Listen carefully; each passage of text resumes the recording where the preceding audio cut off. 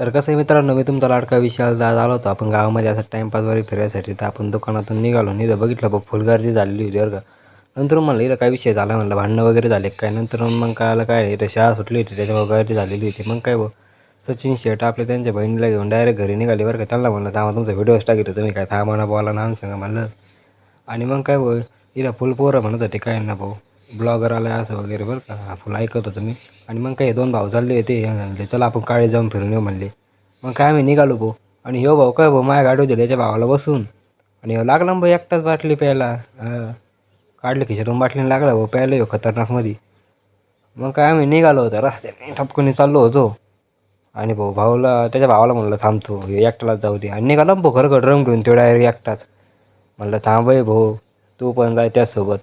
आणि मग काय ते गेले भाऊ दोघं जण. म्हणलं आता मी पण जातो घरी. हे दोघं जण लागले कामाला. म्हणलं आता आपण आपल्या कामाला लागून. बघितलं तर काय भाऊ फुल वाळवड आली होती बरं का इकडे वावरामध्ये.